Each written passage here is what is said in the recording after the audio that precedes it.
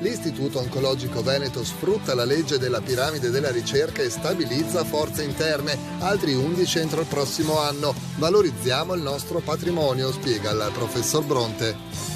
L'Agenzia per il Lavoro Eurointer importa la prevenzione e la salute nel mondo del lavoro. I dipendenti che hanno aderito hanno avuto la possibilità di fare gli esami del sangue direttamente in sede. Il presidente è sposato. Noi in prima linea per il welfare aziendale. L'approccio positivo al collaboratore migliora il lavoro.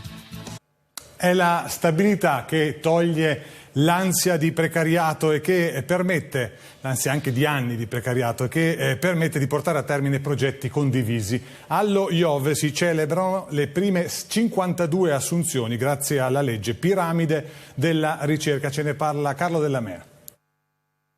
E l'ansia di essere precari, di avere una vita precaria è un qualcosa che se non si è vissuto, secondo me non si può conoscere. Di continua ansia quando si avvicina il momento del rinnovo, e questa cosa qua per alcuni di noi è andata avanti per quasi 20 anni.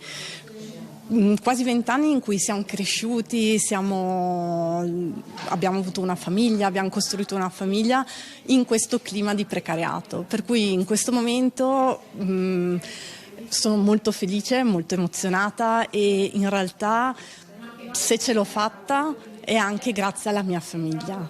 È l'emozione di Nicole Silic Benussi che mostra la targa sul camice, ufficialmente ricercatore sanitario dell'Istituto Oncologico Veneto. Con lei altri 14 colleghi, più 37 collaboratori professionali che da venerdì 23 febbraio sono stati stabilizzati. Riconosciuta e valorizzata da una parte la solidità professionale del singolo, garantita e sostenuta dall'altra la continuità dell'attività di ricerca. Una svolta storica, si dice in via Gattamelata, festeggiando il riempimento di un vuoto normativo, la vera attuazione di una legge che sta dietro a un percorso di valutazione e regolarizzazione della cosiddetta piramide della ricerca. Per lo IOV 52 risorse che nella stabilità potranno continuare a portare innovazione e conoscenza. Dall'oncologia molecolare all'immunologia dei tumori, per arrivare fino ad aree più di nicchia, se volete, come la psicologia in oncologia, e più recentemente hanno fatto ingresso nella piramide anche degli esperti di bioinformatica e bioingegneria,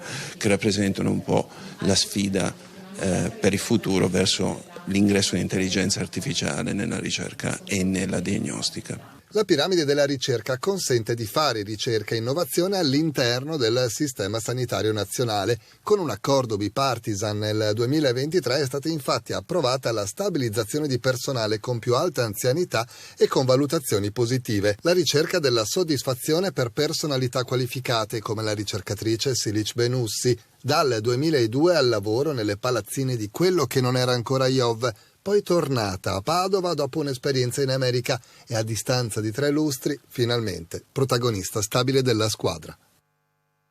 Il presidente della regione, Luca Zaia, ha nominato oggi i direttori generali che guideranno le aziende sanitarie del Veneto per il prossimo biennio fino a marzo 2026.